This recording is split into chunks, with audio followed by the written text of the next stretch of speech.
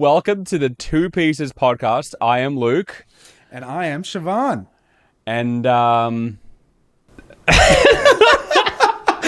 had this bit in my head. Do you know the meme where it's like this little girl who's like, I love K-pop.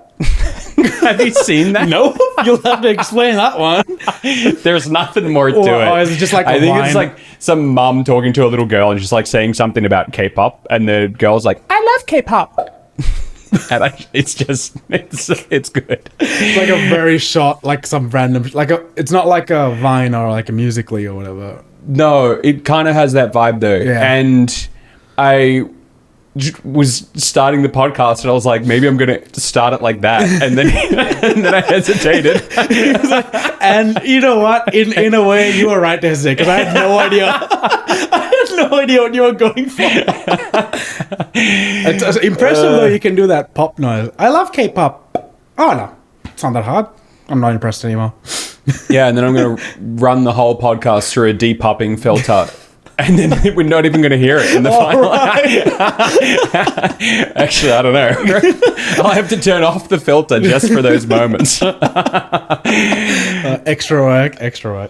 So today we're talking about K-pop. Broadly talking about K-pop, but I wanted to start off. I wanted the top of the podcast today to, I guess, fittingly tell you the story of how I got into K-pop, because it is, I would say, unique. I don't think there are many K-pop fans that would have my story for how I got into K-pop, and I don't know how many of my viewers would even know. There must be some of them. There must be dozens. Or although, out of how many would also be watching this podcast, we'll have to see. 6 years ago in February, so back in 2020, okay. I made a video called Infiltrating the BTS Fandom. Okay. Oh, by the way, I have no idea. I don't know this story. So I'm hearing this for the first time as well. Because I think a little while before that, maybe like a month before that, I don't know. At some time before that, I don't even know if the video is still up anymore. I made a different video reacting to a BTS music video, because I saw that, at the time, I'm too scared to say this. I was going to say at the time BTS was really big. Oh. Dude, Army is going to come at you. Well, BTS was the biggest band in the world from the moment they formed. No, I'm saying like they've been, doing their own things recently. They haven't been, and we can get to that. We can get to the current stage of BTS. But at the time, they were absolutely huge, to the point where I literally knew nothing about K-pop, like absolutely zero. And my first ever exposure to it, my first and only exposure to it, was reacting to a music video because I saw that it got views. I saw that people got views by watching K-pop. And I remember watching it and just like trying to be funny, and it did not go over well. Oh, okay. Were you trying to like make fun of the video, or like I don't think laughing at it, or just the reaction itself? Yeah, I don't remember, but because at the time, I was reacting to just anything that I was also reacting to, like cringe life hacks and all this kind of stuff. And then I just like not knowing anything about the culture at all around it was just like, oh, there's this really popular thing. It's like how I look at Gacha life now. I'm like, whoa, it's insanely popular and it's a bit strange to me. So I'm just going to react to it and make some jokes. And somehow I think that might have been a turning point for me to like attempt to try a little harder to make reaction videos kind of funny, but also not be making fun of the people that actually like it. Because I don't think I was making fun of the people that liked it, but what I will say is that they at least were. I remember it felt different back then. K-pop fans felt different 6 years ago, and there were a little bit more sensitive, maybe. As in, I mean, there's a lot of reasons that you can say that, because pre 2020, so like that's like the start of COVID. it was before, I think it was like just before, because Yeah. this was February 2020. Especially what BTS was in 2019, like pre-military service. You're not wrong in saying they were super popular. They were like, they had just a rise. That, like, you can't not say that BTS had like a stagnant period during military service. Yeah. They were on a rise, but still, in terms of like the global appeal, most of it was still coming from South Korea. There's a huge amount in the US and like internationally, but most of it was probably South Korea. And I think globalization of K-pop is way more Happened easy later, to see or- after COVID. Okay, because yeah. like during the COVID time, everyone's kind of inside and like consuming content, and like BTS members were still also putting out, you know, pieces of content here and there. Yeah. That was easy for people to consume, and like they created way more fans in that sort of YouTube. They also had a really massive start in terms of just like creating social media content, and Yeah. they made a lot of fans that way. And yeah, I'd say you're not that far off saying that they were at such a big peak, and the fan base then is so different to the post-COVID era of this larger international fan base. I would think. actually, you know, I guess to not to bring up the whole conversation again, but I do feel like there are some parallels to the whole anime discussion we had last week. I really feel like the K-pop fans in the West, I'm not talking about, I don't know the Korean fans, I don't know what they're like, but in the West, it feels like K-pop fans are a lot more casual, or like there are a lot more casual K-pop fans now. Because I remember back then when I first made this video reacting to a BTS music video, it was like scary. I'm pretty sure I took the video down because the fans were very, very protective, like crazy. And I remember because I didn't even know what I'd done. Like I'd stepped on like a landmine, Yeah. and I was like, "Wait, what? Like absolute damage control? Like what have I done?" That's crazy. And I don't think, again, I haven't rewatched that video. I've rewatched today the next video that I will talk about. Okay. So I don't remember exactly what I said in that first video, but I've never really been a mean-spirited person. I don't imagine I said anything too bad that I would regret too much. But at the same time, it was earlier on in my YouTube career, and I didn't yet have the sense of what I should and shouldn't say. And so who knows really whether it was justified or not. But regardless, it did get views. Army found me, and they were letting me know all kinds of things. And I remember it got a lot of views. I think it freaked me out, and I took the video down, but I didn't shy away. I decided I would return, and I came up with an idea. Okay, there was an idea. And it's quite literally in the title, Infiltrating the BTS Fandom. I had this idea where I was like, look, the fans have told me I know nothing about this, and I am stomping in territory that I have no right being in. So I'm going to try. And I'm going to try. I'm going to like force myself to immerse myself in it to see if it makes any sense to me. And I rewatched the video today, and it was very interesting because I remember saying at the start of the video that I am not in the demographic for it to happen of what I called natural causes. You came in with not ill intent, but with intent. That's such a funny way of saying that. Not natural causes. Okay, yeah. Which I guess is kind of true, but that did actually kind of catch me by surprise now, because I do think that it's more... I think at the time, the average like Western BTS or even K-pop fan in general, it was a more like distilled demographic.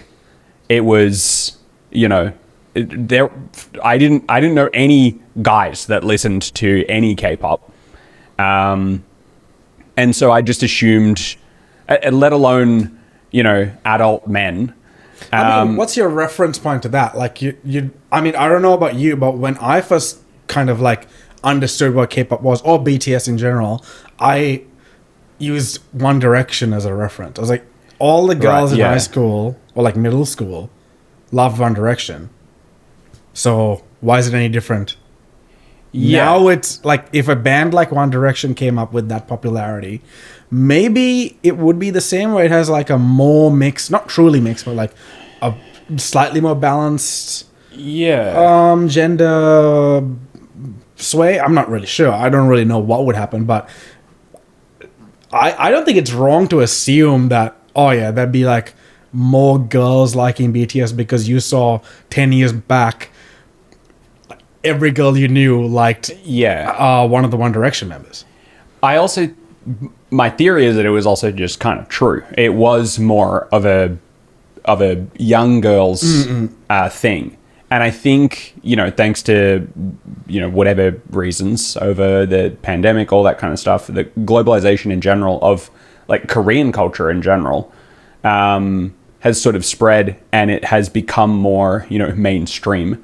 And now I think it's generally more accepted, and, everybody kind of gets into it to some extent. But I remember back then it just felt like a very kind of small demographic. And I guess it also kind of felt that way because of how many rules there were. Like, I want to hear this. Because I watched this video back today, and it was like, because but this is why it was good content. This is why I was looking. Wait, so what was the you said the video? I haven't seen this video, right? So when the title is Infiltrating the BTS fandom, what was your plan? Like, what was the game plan? So my game plan was it was sort of the video was sort of in a few stages. The first stage was to develop a baseline for my current BTS knowledge, just to see where I'm at. Yeah, that's good start. Good start. I kind of jokingly said that the best scientific approach to this is a multiple choice BuzzFeed quiz. So, and I ended up doing really well. Wait, really? Yeah, because just like basic multiple choice theory, where it's like some overlap here, and I go, I think that means it has to be C, and then I would get it correct. So funny.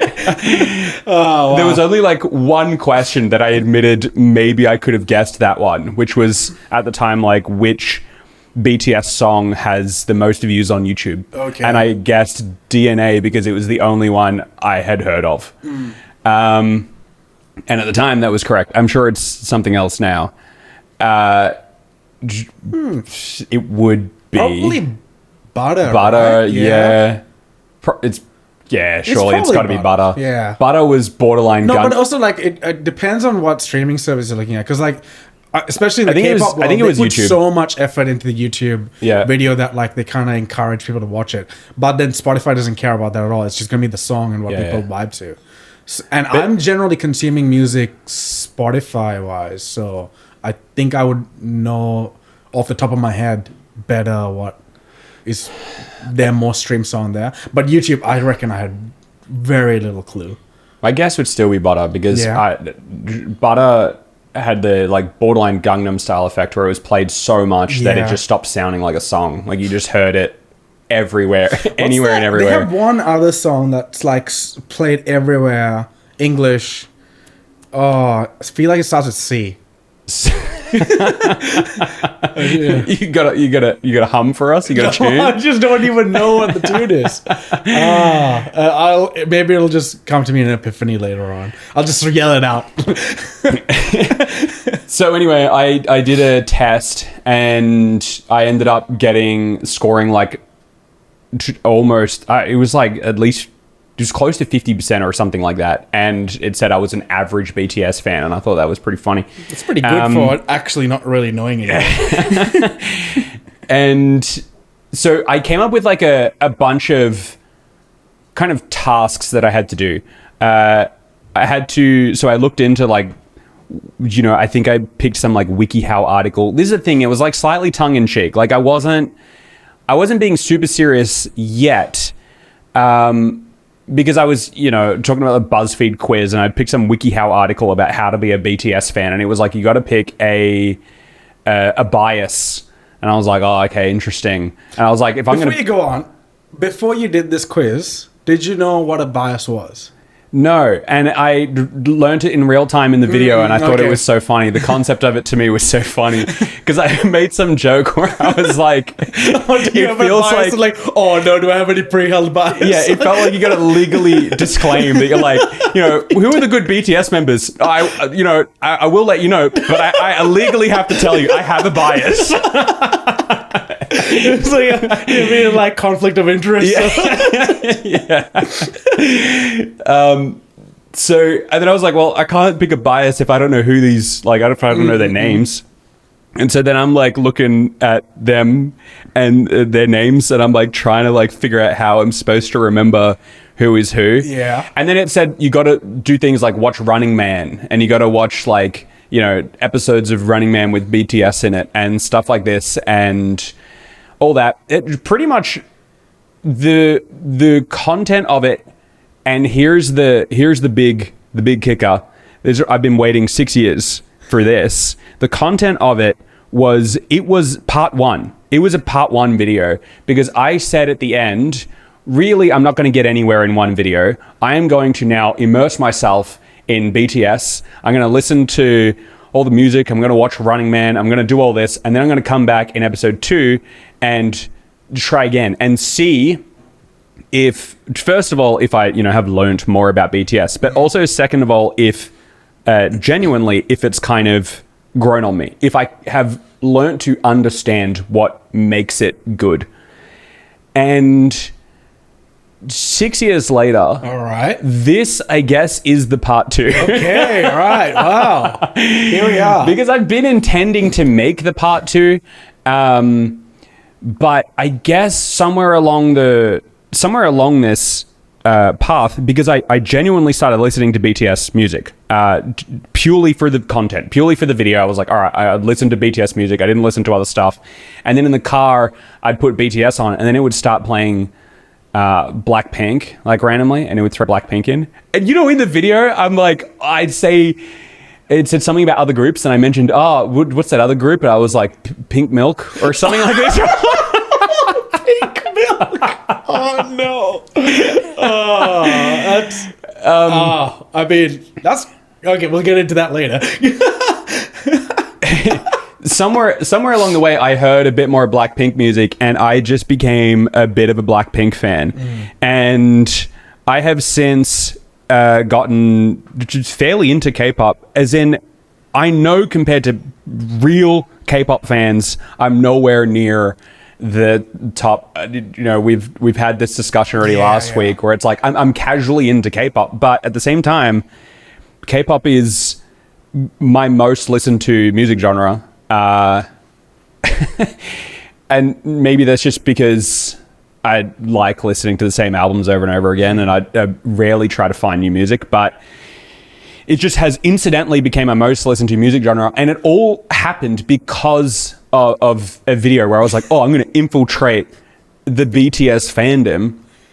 And accidentally, I ended up infiltrating the K-pop fandom in general. And it worked. That's cool, though. That's so cool that you did that. But then in the end, you actually found... Is Blackpink your favorite group? Yeah. Yeah. So incidentally, through doing that, you ended up finding like a group you really, really like. And that's so like, it would have been, I guess, like a more like circular story if you ended up liking BTS the most. But I think it's more real that, you know, you did this and then the algorithm just threw Blackpink in there, and then there you are. Blackpink. The full circle moment is apparently the day I released that video, and this is this is purely coincidental. Mm. The day I released that video 6 years ago was apparently, I was reading the comments today, was apparently some BTS comeback like that day. And wow, the chances of that. And then today we incidentally decided we're going to talk about K-pop. Yeah. And it's not today is BTS's comeback, but like what is it, 3 days ago or something, they released a new song? Came out 4 days ago. The comeback at Gwanghwamun Square was 3 days ago. Right, yeah. Yeah, something like that. Very, very recently to us recording this. But yeah, that's so for me, actually, the first group I listened to was Blackpink. So it's a bit different. That I can't remember. This is like intentionally listening to, not like it came on the radio, because like the songs that ever come on the radio, if I want to be honest, it would have been Gangnam Style, like back in when was that, 11 13 something like that. What was it, 2009? It was a long time ago. It was a very long time ago. Gangnam Style came on and it was everywhere. If you were around, you can't escape that song. It was like think about what Despacito was a few years ago. This was worse. But Gangnam Style was literally the biggest like song ever. Like it was. I don't know if it still is, but it's not anymore. It had the most YouTube views for a very long time. And I didn't hate it. It was just like really catchy.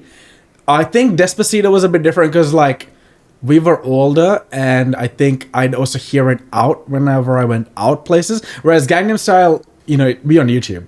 Like, it's not like they played at Coles. I remember my brother coming into my room and he goes, "Have you heard Gundam Style?" And I'm like, "Gundam Style? Gundam Style? That sounds cool." I think it's some like anime thing, and he pulls it up. I'm like, "What am I watching?" Oh, that's so funny. But yeah, so that was like probably, I could be wrong with the generations here, but like that's probably first gen K-pop. And then I guess I completely skipped second gen K-pop because I'm not looking out for it. BTS songs are on the radio. I'm hearing them, not really understanding it's K-pop, which I think is in a way a good thing. I'm not like trying to put it in a box of any kind. Hearing it naturally, I probably would have heard Blackpink songs there as well.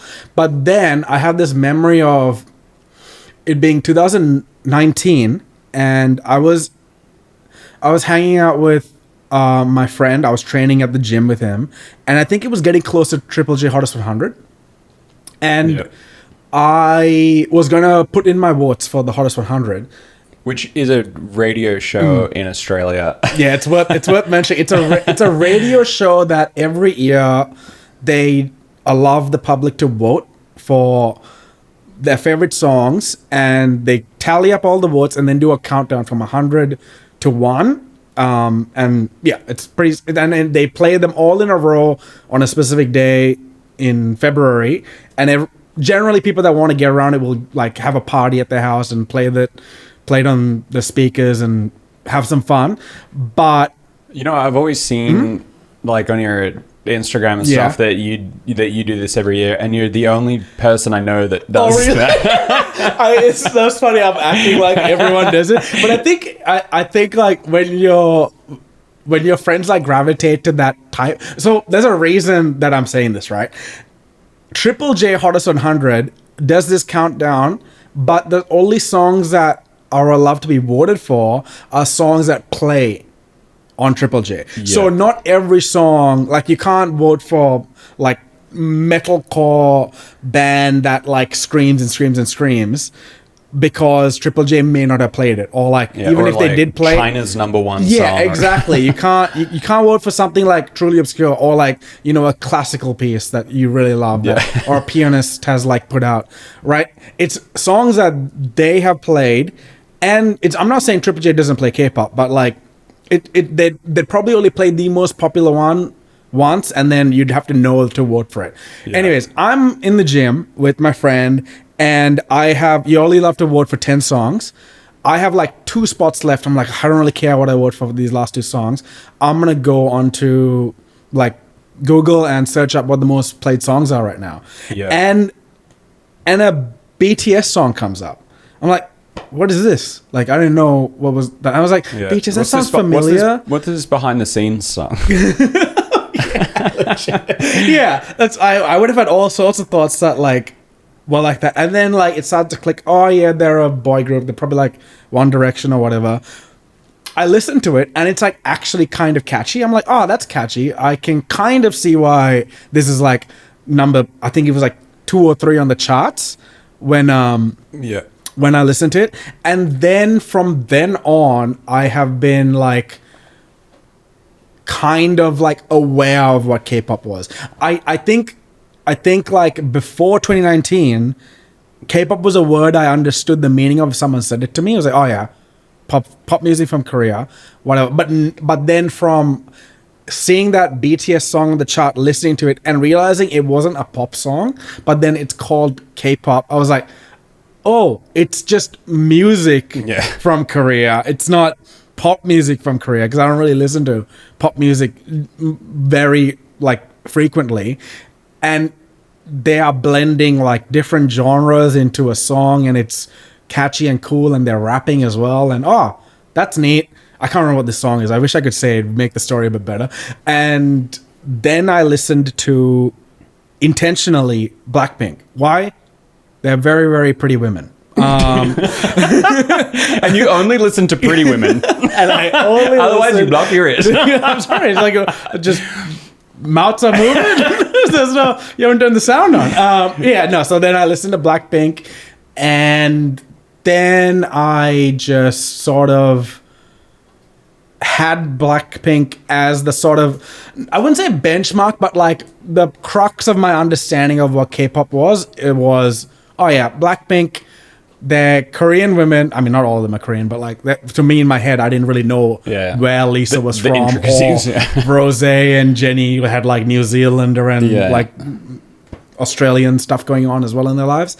I didn't know any of that. I just thought, oh yeah, Korean women, they make music, pop, but also techno, and sometimes all these other types of genres in there, and it's cool and catchy. Never near the top of my like listening stats, but always kind of existed there. And then I got into K-drama in COVID. So from that, it like kind of became the Hallyu wave, crashed on top of me.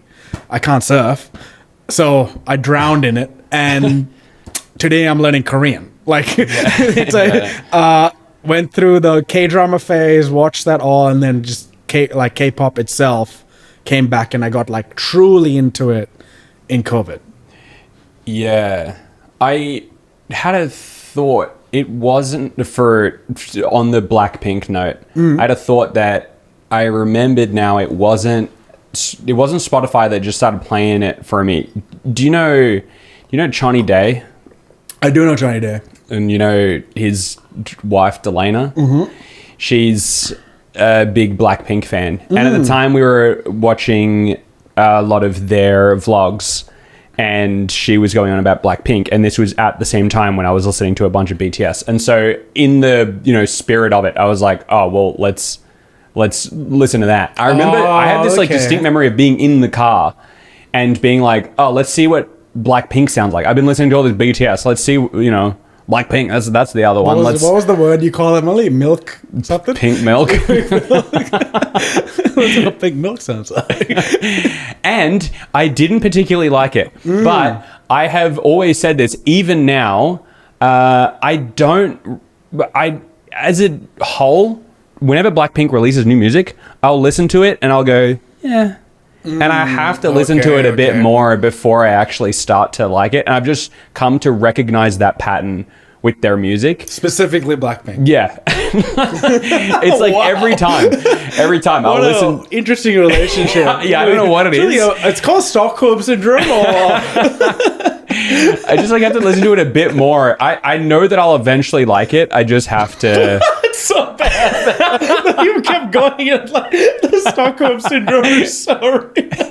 I'm a Blink. Like I will like it. I will like the song if I just keep listening. Just do it right now. Just do it right now. It's only been 4 listens. Like I think it just comes down to the fact that it's so different to the other type of music I listen to outside of K-pop. And so I'm used to so many other types of music. And so when I hear it, my initial reaction isn't, oh yeah, this is cool, like the other stuff I'd listen to. I kind of go, huh. And then it has to kind of like stew for a bit and kind of cook in there. And then I kind of get around it after I've gotten used to it. And especially because Blackpink, they obviously have like a signature sound, but like you said, they're not scared to release songs that just sound nothing very like different. Yeah, like example is Jump comes out and I'm like, this is not what I listen to, and then I go, well, okay, don't know about that one, and then I just wait and I hear it a bunch more, and then I'm like, yeah, I love Jump. That's my favorite song. I have tattooed. I actually think though, short group, I really like Blackpink, but I really like Psy. Okay, like cool. unironically, I like his other music. Okay. I've listened to quite a few of his albums, and I mean he's been around for ages, like long. Yeah, he's been around. When Gangnam Style came out, I was like actually like interested in it because like the song was catchy and fun, and I was listening to all of his other music back then, as in whatever's on YouTube. Yeah. And I remember like he came out with that song with Snoop Dogg. Was it Hangover? Yeah, which wasn't amazing, but it still got views because it was like riding that Gangnam Style wave. And then there were a few other. He did like, Gangnam Style again with Hyuna. Daddy. Oh yeah, I remember that one slaps. That is such a jam. Your OT1 Psy. honestly, that was like my song of the year. Sorry. It's just so funny just for you to say. But I've seen some of his like videos of his concerts in Korea, and they're crazy. Yeah, they're insane. Who gets that kind of like crowd, that rile, and just the energy, and he's got it all. Oh, I know that Gangnam Style obviously was like absolutely massive for Psy, but it's almost upsetting how like it's changed not changed. I mean, it created the perception of him in the West, but everybody's perception of him is just Gangnam Style. Yeah, it would be. And Gangnam Style is like borderline comedic. It's like, you know, it's a good song. I mean, again, I can't even think of it as a song anymore because I've just heard it so many times. But it's like it became like meme status, and so people find it hard to take Psy seriously. Yeah, but he genuinely has good music. I mean, I'll have to believe you. I don't think I listened to his music from that era, but not much after. Like after the Snoop Dogg song came out and Daddy and maybe a few others. The one where is Gangnam Style is it the one where he's dancing in the elevator? Or is that Daddy? Well, I don't know. I can't remember. But anyways, like I'm sure we'll get corrected in the comments. But yeah, since then I haven't listened to his music, but so I don't really have an idea of like what his normal post stardom, literal worldwide famous music kind of is. But even his pre-Gangnam Style music is good. He's got more like serious songs. I genuinely that's my big rec to anyone listening. Go and check out. Give him a chance. Yeah, go and check out Psy's other music. Not recently, but like last year, he had a concert in Korea where he brought Rosé out. I don't know if you saw it. I saw that. And she sang Apata, which man, to be in that crowd. Oh yeah, for that would have been so fun. And he's like vibing to it as well. Like he's going off. So good. that though. That song, because you did the same thing. Because it's sugar in that. Can you name all of the BTS members? Let's see. Sugar, Jimin, RM, J-Hope, V, Jungkook. There's three J's. You've said two of them. I said Jimin and Jungkook. Oh, there's four J's. Sorry, there's four J's. You've said three of them. sorry. I figured that J-Hope is a J as well because I think Hope or Hobie. But I don't know what's okay. up. So like it sounds a lot like one of the other names with two letters less and a different third letter as well. Yeah, right. When you remember it, you'd be like, I understand what he's trying to say. I don't know. You're gonna have to Jin. Yes. Yeah, that's right. So like Jimin, when I say the words names in my head, I go like Jimin like together because they sound. And Jin is the oldest one in the group. Look, you're an expert. As a fun fact, I only know that stuff. I only know that because I watched the video today of the quiz that I did. That's cool. And I remembered it because Jin. I was like, yeah, well, of course, he's like the adult. He's got to be 21 to drink. Jin. That stuff always like throws me off because of their like legal age stuff and like how their birthdays are as well. I don't know whether they still follow because I watched a bunch of videos of like vlogs from different idols and they sometimes say that they don't follow the birthday on the 1st of January thing anymore. Right. And sometimes they do. And it's so confusing sometimes. Oh, well. Yeah. Anyways, who'd you pick as your bias? For BTS? Yeah. It's going to have to be, so many years later, it's going to have to be... don't match. Oh, no. Jungkook. Okay. Because I genuinely I like his music.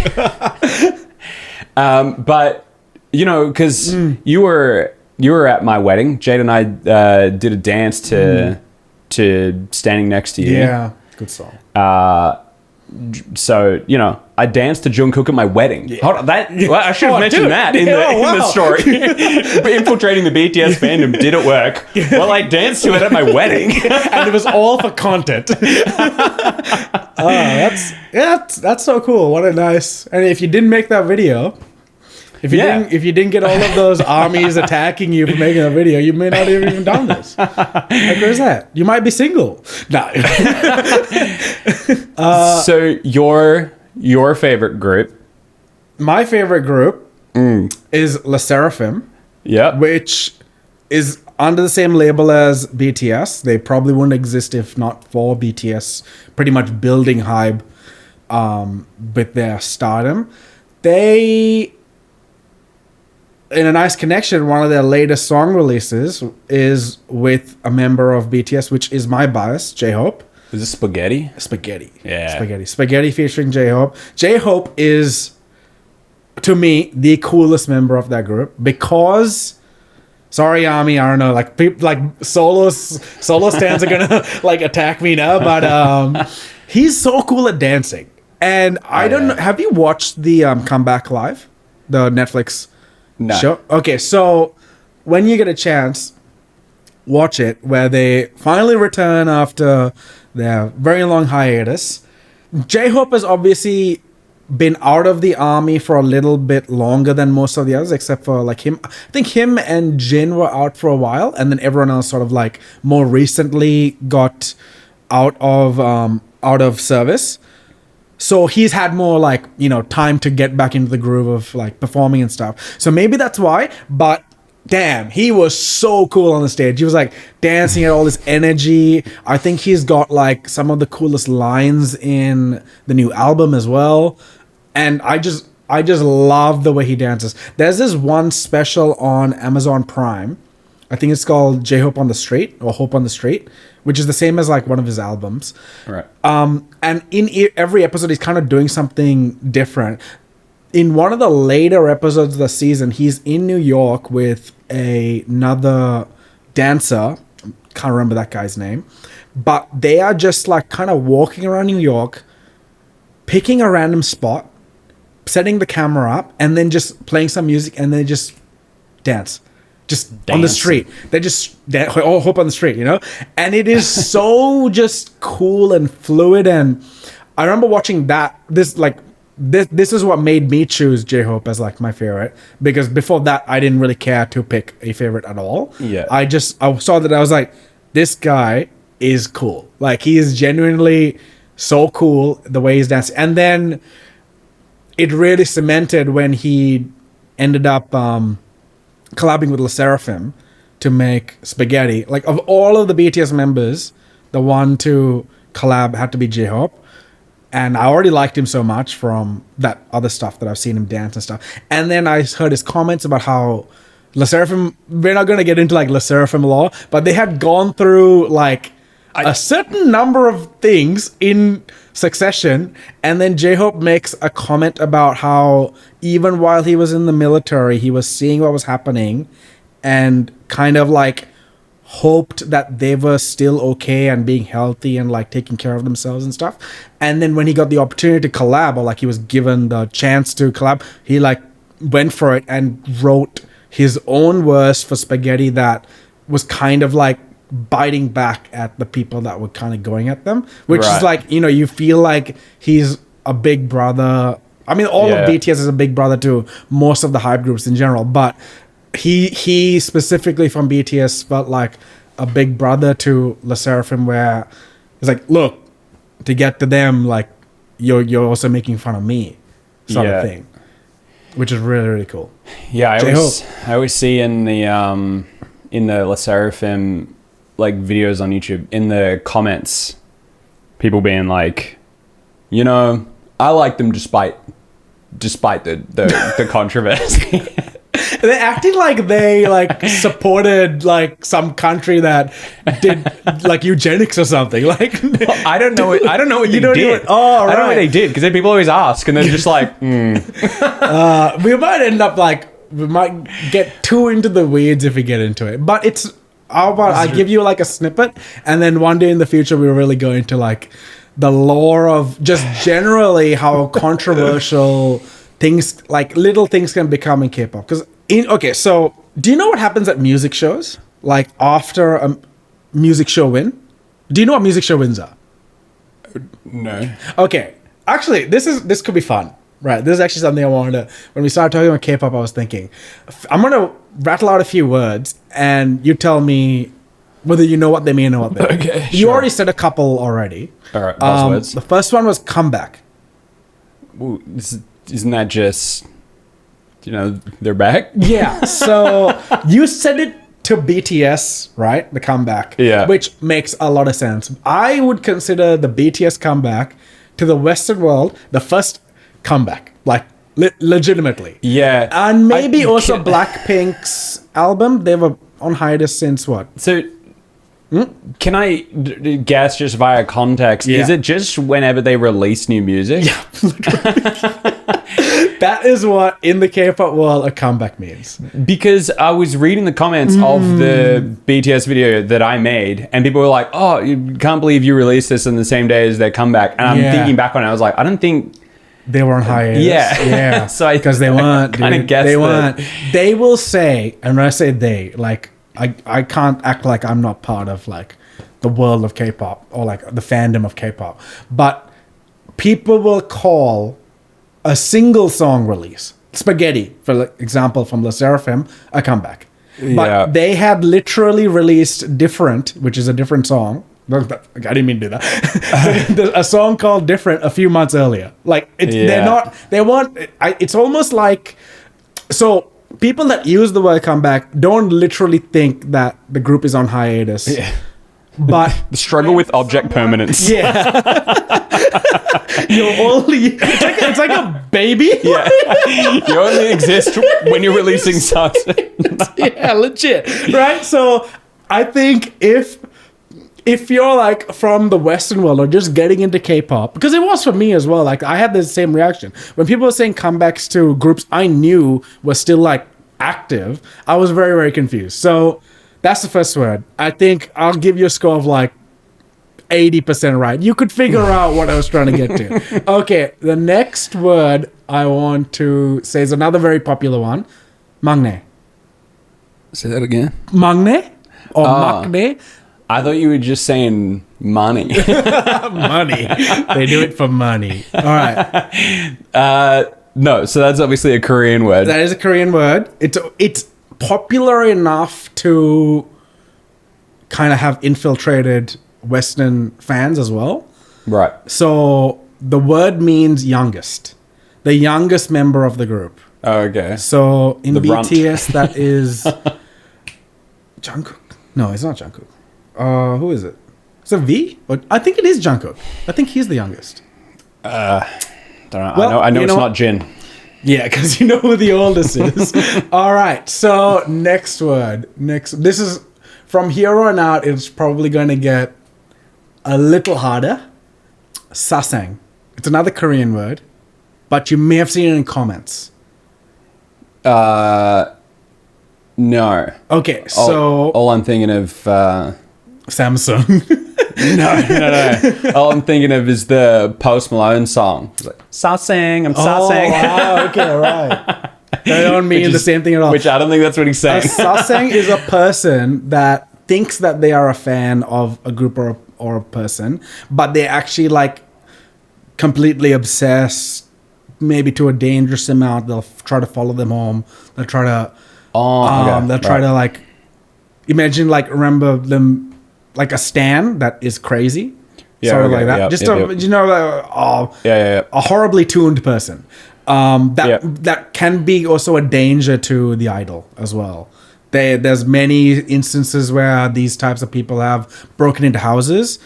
It happens a lot to BTS. I think Jungkook, it's happened to him a lot. Like, people have come in, and it's same to like celebrities in general. And it's a word that we would use any number of words in English, but there's a specific word for that in Korean. A whole different meaning to infiltrating the BTS fandom. Yes. Imagine if you like try to like, hey, what's the word? And then you're just like becoming a sassang. All right, next one. I think I'll just give you two more. These ones will be hard because you struggle with sassang. But you have been to a Blackpink concert, so you have experienced this. Okay. This one is ment. M-E-N-T. You cannot derive the meaning from the word in English, even though it is kind of an English word. So the only thing I can derive from is something that I experienced. Yes, you did. At a Blackpink concert. Only really happen at a concert. I don't know. Okay, think about what happens between songs. Oh. Yeah, or maybe a string of songs. Like, they'll play 3 songs and then something will happen. Gosh, I don't know. You go get a beer. You're thinking of concerts here. That's what I did. Yeah, you probably missed the ment. That would be so funny. That would be so funny. So a ment is when they start talking to the crowd. Okay. Yeah, usually it's like pre-rehearsed words. They'll be like, "Oh, thanks for coming," and they're like, so like Rose talking to us about Melbourne. Yeah, whatever she would have said. I love the coffee. You know, they all kind of say the same thing. No, she's like, every time I'm back in Melbourne, I'm back home, and isn't she from Sydney? Is she? No. No. She she's from like down the road. Yeah. She's from Melbourne, but she auditioned in Sydney. Yeah, yeah. I remember she auditioned in Sydney with her guitar and then went off. Yeah. Okay. Sorry, Rose, and sorry, Blinks, for not knowing that straight away. Yeah, that's cool. So yeah, then especially with like people that have some kind of connection, usually the ments are like more playful and maybe not totally rehearsed, but then you do get some that are like, they know what they're saying, like, because they didn't want to make a fool of themselves or something. Oh, okay, yeah. Yep. Also, like, in different countries, it's like completely different environment. Okay, last one is nugu. Nugu. It sounds kind of like what it is. Like noodles? Think more in terms of music and idols and people and groups. Nah, I don't know. Okay, I like to think of, now I know what the word means because I'm learning Korean, but when I first read it and with the context of Twitter, I figured out what it was. It means who in Korean, who, like literally who, but it's used in the K-pop world to kind of like denote a unknown artist. Or you can think of it as like when I read Nugu, I go new group. Okay. In my head, but it doesn't literally mean new group because you can be Nugu even with like 8 years of experience or like touring, but they'll have like a low amount of followers, listeners. They also doesn't necessarily mean they're bad. It's just not super popular. But yeah, now you know a few random words. Some K-pop lingo. You'll now see them popping up as well. Like what? Well, I'm sure it's one of those things you would have seen a bunch anyway, but just then gloss over it. What were we on about before that? I think we were talking about Le Surf. Right. The controversies. I don't want to get totally into just Le Surf and controversies, but there's been like a lot in general where something will happen. It could be anything, but in what I think happens with every groups, whether I'm a big fan of them or I'm not a big fan of them, I don't really have any groups I don't like. I don't see what the point of that would be, to just hate a group of people. Like they're just out there making music, dude. Like even if it's music you don't like, you don't have to like hate on those people. But I think there is like a sub-faction of people that if they see a group that isn't their favorite group succeeding, then they in their heads have rationalized it to being that success that they're having should be my group's success instead. So they'll like try, some kind of rivalry that they'll try and bring them down. It's so hard to like rationalize in my head because I can't imagine like, say, Liverpool diehard fans doing that to Manchester United. Like they would probably be like yelling at them in the crowd and stuff, but going on Twitter and like, I don't know, man. It's just, I feel like soccer's probably a bad example. All right, yeah. I feel like they can be pretty. When you think about like England, those, but like when you have fans here, or like the AFL as well. If a player on an AFL team took a mark, right, and it wasn't the perfect mark, you wouldn't see fans from other groups criticizing the heck out of that mark because of the way he jumped and be like, wow. Or he's like, maybe he was like really, really buff in a season and then the next season he's come back more lean and then be like picking apart his muscles. Like that's how extreme some of these like people on the internet get. Yeah, but like translate that to K-pop. What did I say? We experienced that because when we went to see Blackpink, who was it? Left. Oh, Jenny. Yeah, Jenny left. Yeah, I forgot. I remember because when you were at that Blackpink concert, I was at Baby Metal next door. Yep. And I remember messaging you, how's it going? And you were like, it's great, but we lost to Jenny. So I just remember that message. Yeah. Yeah, we did. We lost to Jenny. We got her for like half a song. Or maybe it was like a song and a half or something like that. And then like Twitter afterwards would have been a war zone. Going absolutely nuts. It would have been a war zone. And me and my wife are like, have we asked her? Like, have we asked her why? Like, are we like crucifying her before we've heard anything about? That's not the world online, because it's also like hard to imagine meeting someone in real life and them having that reaction, like having this like vitriol for a person. But online, it's just like so. I mean, magnified, I'd say, like the amount of hate that people would throw out for a person that they're never going to meet, they'll never meet them, and it doesn't really affect them, whatever happens from them making those comments about. This one was strange, though, because it was also, like, it was the fans that were upset. And it's like... Yeah. So there's a caveat to that. There could be fans online that are upset, but there's just as many, not fake fans, but people posing as fans of Blackpink, for example, they'll have a Blackpink display photo on Twitter, and they will have Blackpink fan in their bio, but all of their posts will just be like denouncing Jennie and saying how Jennie is in the face of K-pop, or she leaves the stage, or she can't dance, or she can't sing. It's literally like that. But every group has it. You tend to they're the ones that have infiltrated the fandom. It's not very hard. They just make a new account, chuck on the picture, and then just say this person sucks. But just like that, this is like a very painful part of the K-pop world. You'll get solo stands for groups. Say, for example, I'm making this up. I'm not saying this happened. But you'll get a Rosé fan that wants Rosé to be the face of the group. Maybe she is the face of the group. I'm not saying she isn't. If she is, I don't know. Sorry. I feel like she is. I just don't want to say anything that might get someone offended because I don't know. I shouldn't even said Rosé. There'll be a random member of the group. You should have said that.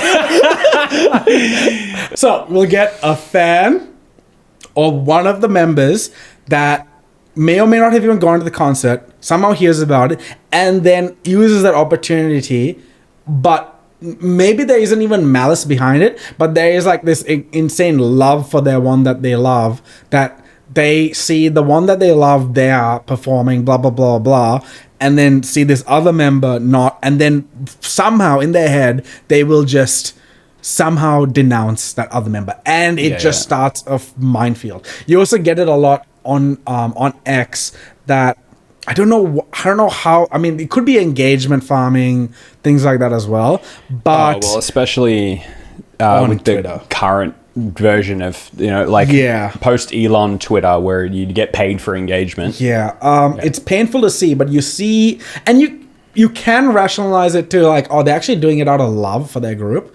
But you'll see a account, maybe they're even called group _charts or group _stats or something like that, and it's a bot that the person's created, and all they do is post listening stats, like, oh yeah, this group song just had this many listens this day on Spotify. Or when they do that, everyone's okay. Everyone's like, oh, cool, you know what, you're posting a random stat, it's cool. And then all of a sudden they'll post something like top 5 listening songs, like listening stats of 5th of August, and they'll have 5 different artists, and the reason they post it is because their artist has come 2nd or 3rd, but they'll have these other artists listening, and that is a minefield. All of a sudden, everyone else that sees that their artist has been listed there just goes like, why would you bring us up, like, we've been through so much, blah blah blah blah, and it starts a war. The good ones, the ones that are like watching out for it, will, if the group comes 2nd or 3rd, they'll just like censor out the name of the other groups that like got the stat. They'll write the stat down for like 1st and 2nd, but they'll just put like X's there or black boxes, so no one can tell who they're trying to start. Because they know they've probably been like attacked for it or whatever. It's just a dangerous world out there. What do you? I don't know. This is maybe a slight change of topic, but only slightly.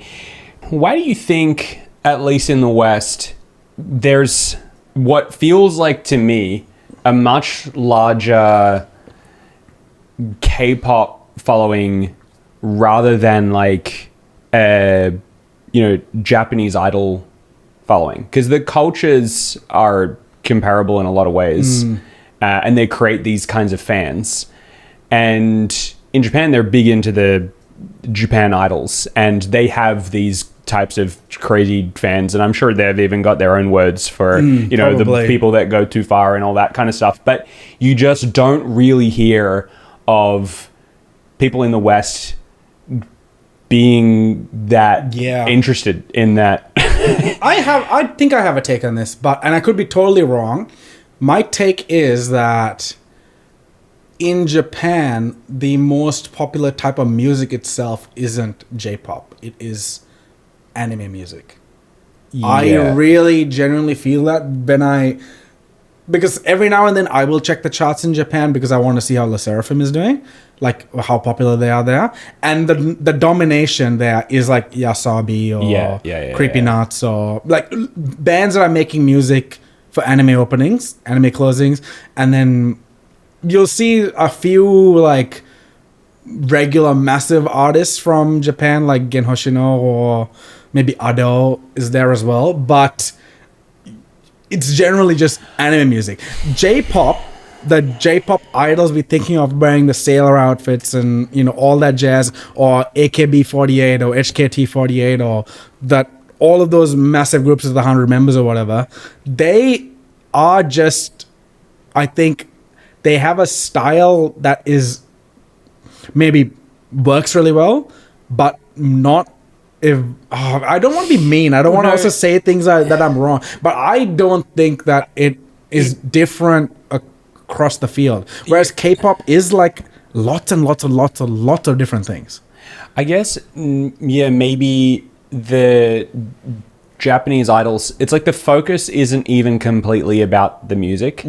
And maybe, K-pop, you know, I guess it's in the name, you know, it is about the music first and foremost. I guess the Japanese idol culture that creates that similar kind of fan is more about the entire experience of being the fan of that idol. I think it's about selling it, going to all the shows and you know, they're that selling kind the of thing. Experience of being a fan almost. I also think the reason we're comparing it is because of the name K-pop and J-pop, but they are just very entirely different things. When we think about what we were saying earlier about Psy, he made Gangnam Style and it explored in this other thing, and then, you know, all these other things sort of like sprang out of the industry kind of having a boom. Whereas with J-pop, I think they already had a system. They're creating this idol that is a perfect human, generally a woman, unattainable, but still could be considered your girlfriend. You can still do similar things like in the K-pop world, like you buy their photo cards and get a light stick and all that jazz, but that's kind of where the similarities ends. It's still more about the idol worship side of it more than the music. Whereas I believe, and it could be wrong, with K-pop it was more, there was an extreme boom from Gangnam Style and everyone tried to figure out how to capitalize on it. And companies sprang up, created their singular people or groups and tried to capture that. It wasn't like, let's be Psy. It's more like, let's be Gangnam Style. Well, that's true. I guess the Japanese idol culture, because I guess, well, first of all, I guess when I think of Japanese idol culture, I don't even necessarily think of J-pop. I think of the idols themselves, but not necessarily any particular music. But either way, I guess whatever it is, Japanese idol culture hasn't had its Gangnam Style. It hasn't had its moment to break free of whatever you know, the culture is in Japan. I think the reason for that might be that they have something right next to them, which is the anime music, which is just so much bigger, and also has every now and then a moment where they break out. So every now and then, like, what was that song by Yasabi, Idol? That topped a chart, right? I'm pretty sure it topped a chart, an international chart. So like when they have that other bubble right next to them that is every now and then exploding in views and listens, and normal people are listening to that music every now and then, I think it's harder for them to break out. Whereas like when you think about Despacito breaking out, every now and then a Latin American song does kind of just like pop off, right? I can't think of like what normal Latin American music is, but when Despacito comes along, bang. Korea didn't have that. I don't think Korea had. I mean, again, could be wrong, but I can't remember anything music-wise that Korea had put out. Other than that, I suppose maybe it's just kind of coincidental that the type of fandom that Korea has around their music happened to, align with the music itself, whereas in Japan I feel like the idol culture that they have is not even particularly about music, and it can be, but I get the sense that it's not really the point of their idol culture. Like that same type of fandom is just around the people themselves, which is a lot harder thing to export, because you can't go to the shows and follow them around to all the different prefectures and, get them to, buy their little signed photos at the shows and all that kind of thing. Whereas, I guess, I'm generalizing here, but it feels like the music side of, Japanese music, that's not really where the really intense fans are. Obviously there are. Yeah, that would definitely, I mean, it's not like they're not making good music. They probably are making great music all the time. But what they're selling isn't, as in the product, I think, is the person. Is the idol. Yeah. Not necessarily the content that the label is making. I guess just to repackage that thought so that it makes any sense. In K-pop, I feel like we have the idol culture and the music, and it's tied into one, and it is kind of the same thing, and that's why it can kind of spread easily here, because we hear the music gets to us first, and then you kind of get exposed to this whole culture along with it, and you're like, all right, yeah, let's get amongst that. Whereas in Japan, it feels like Japanese music or Japanese pop music is somewhat separate to their really intense idol culture. They're not like exactly overlapped. There is a little bit of overlap, but it's not the same thing. Their most intense version of idol culture is maybe not so much about the music. Yeah. I'd say it's also worth saying that we might be overlooking like other reasons it might not have gotten popular here. Like maybe there's a kind of monetary barrier that we aren't considering, like potentially Gangnam Style having that moment and breaking out and creating the boom also gave the incentive for money to be poured in from the government, whereas maybe Japan, the industry or the Japanese government themselves don't want to push millions and millions of dollars into something they don't think they need to do because it's popular enough as it is, and they have other exports that are kind of doing the same thing. Like maybe the anime industry is massive, right? That's their big cultural export. It is one of their biggest.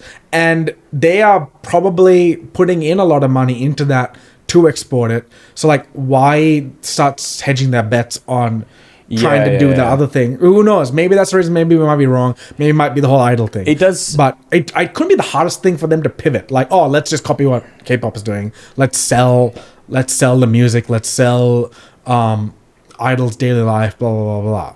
Yeah. I think that probably does play into it a lot, because I have always kind of got the impression that Korea does try to export their K-pop. Like they are in that business. They're not doing it solely just for their own market. Yeah.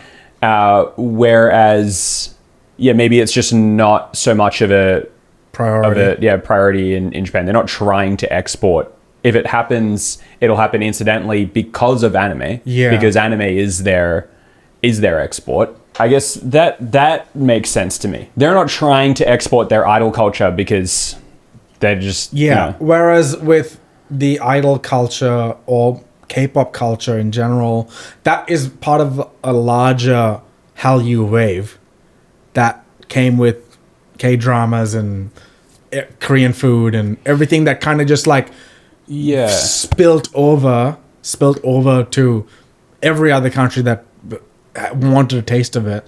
And when they saw the success, I know they're putting money into that. Like they see the success of K-dramas, you see the quality of K-dramas go way up. Like those scenes are indistinguishable from a Hollywood film. Whereas when you watch a movie from most other countries, you can tell that the screen quality or like the filming, the direction, cinematography, It's all like, it's not bad. It's just not at that Hollywood scale. But K-dramas, they are there. So, do you think it's safe to say then that there was also the success of Squid Game, and then that created a big market for Korean shows in general, worldwide? But would you say then that maybe Squid Game itself is like some knock-on effect of Gangnam Style? Everything would be. So are you saying that a year before that, or maybe it was 2 or 3 years before that, Parasite winning the Oscar for Best Film is because of Gangnam Style? No, Parasite feels like it just happened. Like Parasite didn't feel motivated. It didn't feel like it was, I don't know, intending to be some big export. I think that one just sort of felt like luck. Like it just sort of, well, not luck, skill, but like, like... Bong Joon-ho would have a few words with you. Yeah, I mean, that film... Have you watched much other Korean films? Films, not too many. Yeah. I've watched a lot of shows. Okay, so it's important to ask that because... Have you ever seen that meme of like the pink house and right next to a house that looks like it's like a haunted mansion? Maybe. Okay, or there's like the meme of like 2 guys on a sidewalk, one smiling and the other guy's like in shadow, and it's like and the caption says why he's so mad though, or whatever. Anyways, it's like one's like super happy, right, and the other one is dark and scary and sad. That's what films are. Films from Korea, at least every one that I watched, has a horrible, sad, melancholic twist, and it's a very, very different vibe to most drama. Even like the drama series that are not like romance or whatever. I don't know why I said romance like that. The action drama still have like this kind of somewhat hopeful vibe to it, whereas films don't. Right. Yeah, okay. Parasite breaking out and having that moment was such a surprise, I think, to everyone, because it wasn't what K-dramas were like as well back then or now. It had, I mean, you remember what happened in the ending. I don't think we should spoil it because it's a good film. People should go watch that. We don't need to spoil it. It isn't what people expect's gonna happen. Also, the whole film has like this kind of weight over the main family the entire time, and it's heavy, it's funny, but still it's, I don't know, it's a great film. Hard to have expected it to just hit so well internationally, because that is kind of a popular type of film there. You know, Old Boy as well. I don't know if you watched Old Boy or heard of Old Boy. No. Quite old, pardon the pun, quite old in terms of, it probably came out in 2000 and... I don't want to be wrong, but I'm going to say after 2000, but before 2015. Just say it confidently. Do a Joey from Trash Taste and just say it. It came out in 2007. Okay, we will not look it up. Damn. Imagine I'm right now. Probably wrong. Anyways, that film is probably the other most famous Korean film, I think, because it has like this very, very iconic fight scene. It's called the hallway fight. I don't know if you ever... Lots of other films have also referenced it. Basically fights like 30 people in a hallway while he's walking through the hallway. I think he has a hatchet, or maybe it's just his fist. I can't remember. It's been ages. But that film as well, the ending of that is... not what you'd expect. And why I tried to bring up Old Boy was because it's been like that before Parasite, and even now with some of the films I watched, like Decision to Leave. I don't want to spoil. These are all great films. They're such great films. Recently, No Other Choice. I don't know if you've seen the posters for that. I can't remember the name of the actor, but he was in Squid Game. He was the guy in the black mask. Right. He is the main actor in that. Oh, it's the Guami or Guama from K-pop Demon Hunters. Okay. The big fire. Big fire. Guima. Yeah, the voice of him. He's the main actor in that, and that film won, I think, Cannes Film Festival. I could be wrong there. Right. Yeah. I mean, K-pop Demon Hunters definitely feels like... I feel like K-pop Demon Hunters wouldn't have happened without Gangnam Style. No. No. That one feels No kind way. of obvious, but I think even Squid Game wouldn't have. You really think so? It's quite... Because in my head, I feel like...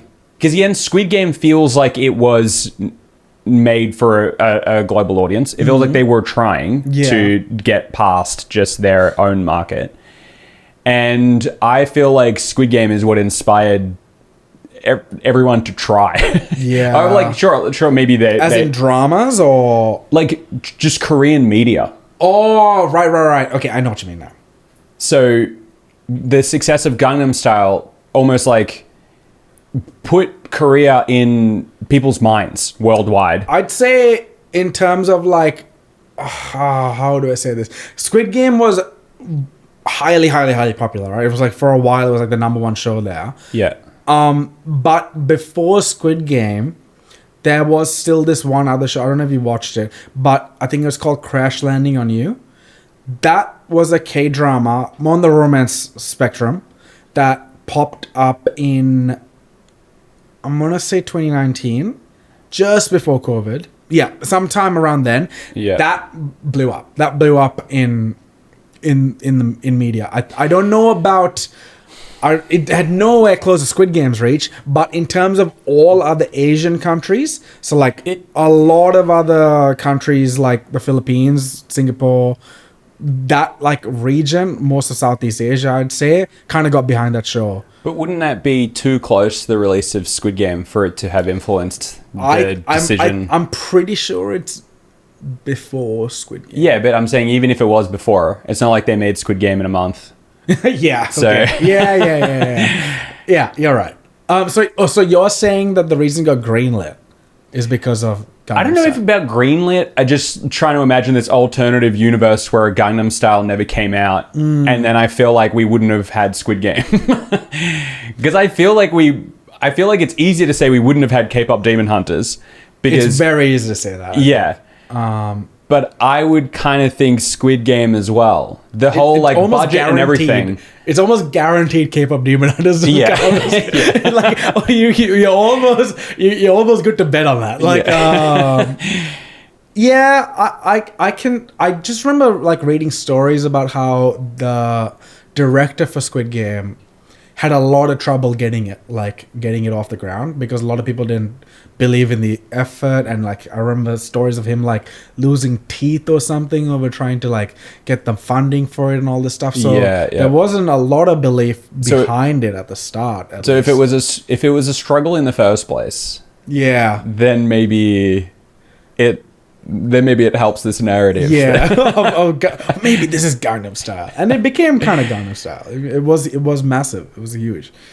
Yeah, I guess I'll agree. I'll agree with that. It's an interesting line of thinking, because I think Korean culture and everything is quite popular and is kind of becoming mainstream in the West. Being into things like K-pop and K-dramas and just Korean culture in general. Even Korean travel is more popular now than it used to be. And I wonder whether it was all Gangnam Style.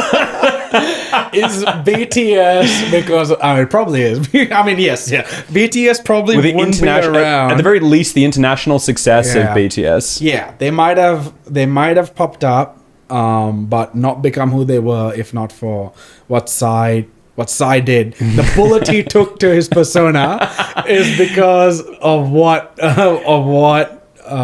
he can create for the entire country. What, the like multi-million-dollar bullet he took? Yeah, he's a very rich man to become one of the most famous people on earth. Yeah, but then like look what's happened now. BTS had their comeback. Again, you should watch it. That was a very, very, very cool show that they put up on Netflix. The performance they did in Gohamon Square was quite cool, and now they're back. Like, it's kind of like we're living in a post BTS world again, where they are active. Blackpink has now released an album, a mini album at least, this year. We are probably gonna get Red Velvet this year. and Big Bang as well this year. If we think of Blackpink and BTS as like the pinnacles of popularity of international K-pop, Red Velvet and Big Bang are that within Korea. Yeah. I also think even, groups like Cat's Eye exist that's Psy. That's because of Psy. Well, I think it's because of the popularity of K-pop in general, which we're good. I like I had to make a disclaimer in the last one. I want to make a disclaimer here. I'm not trying to take away BTS's accomplishments. Yeah, the accomplishments of anyone, the people that made Squid Game, like all of it. I'm not trying to take away the accomplishments. I'm just saying, like what I said, in this alternative reality where Gangnam Style never came out, then maybe things never would have been popularized internationally in the first place, which would lead to less of these I don't know. You know what I'm saying, right? I mean, you could take away the accomplishments of Psy if the radio wasn't invented. Psy never. we go back to the creation of Earth. Yeah, that fish didn't walk out of the water that day. Psy wouldn't have made that song. But yeah, we're living in a world now that I thought K-pop last year in 25 was booming. Yes, BTS is still on hiatus, and Blackpink had only had Jump come out, but it was still really, really hype because most of the Blackpink girls had their solo stuff come out, which was invigorating the look. Anytime anyone from BTS or Blackpink kind of does something, the wheels are turning. The wheels for the world are turning, and then I think everyone wants to be the next BTS. Everyone wants to be the next Blackpink, and you can all. I think you have to also kind of throw twice there as well with those two guys. Yeah. And sorry if I'm not mentioning your favorite group being up with BTS and Blackpink and Twice, but those three groups are sort of done the test of time.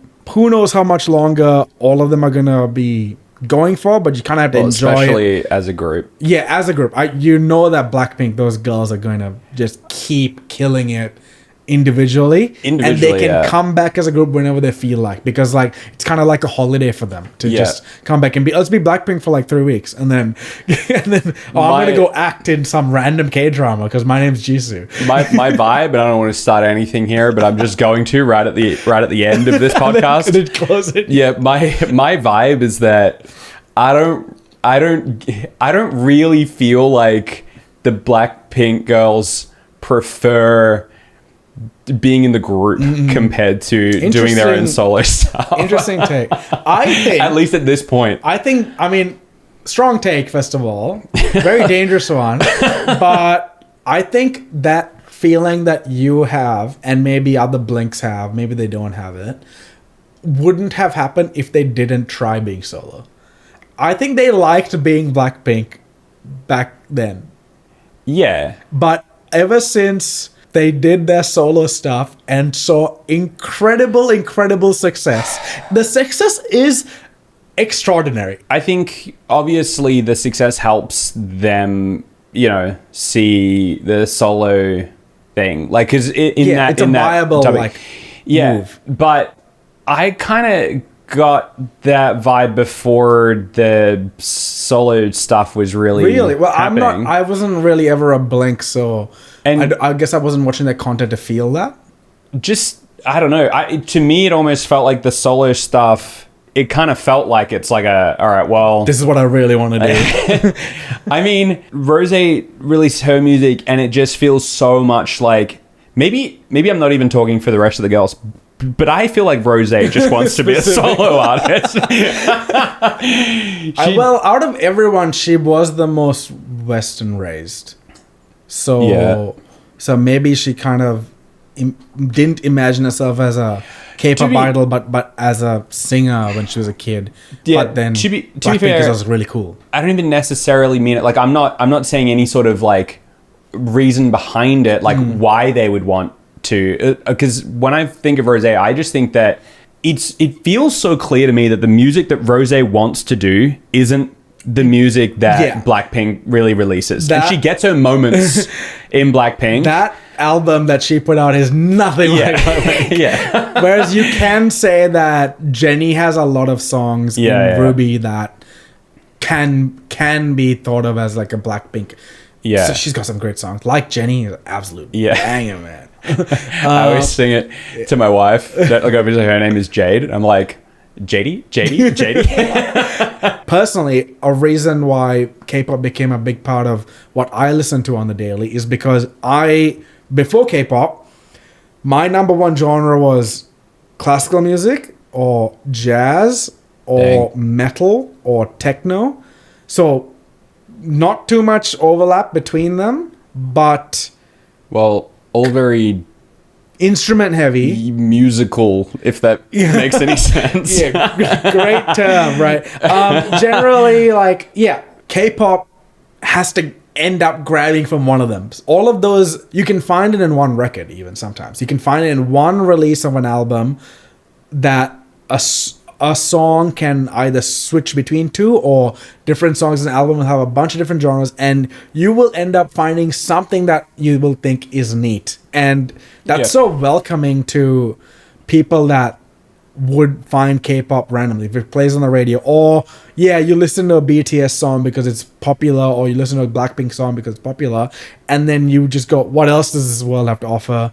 Yeah, well, it happened to me just because of a video that I made just all for the content, and then here we are 6 years later having had a whole podcast episode about K-pop. You're part two of the video. Yeah. You're part two of the video. What a nice way to finish the video.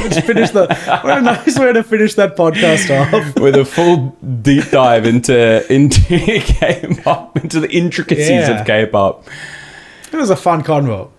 Yeah. Yeah. I also, a lot of things I didn't know about how you got into it. Yeah. It's unconventional. Yeah, unconventional. Again, please, Army, Blinks, don't come at us if we got something wrong. We're just probably got so much wrong. Fans. All right, how did we want to end them all? All right, so make sure to follow or subscribe or whatever it is that you do for however you find your podcast. We are wherever you find our podcast. We are there, and we will see you next week. And follow our Instagram. That will be sorted out. That will be sorted out. All right, cool. Goodbye.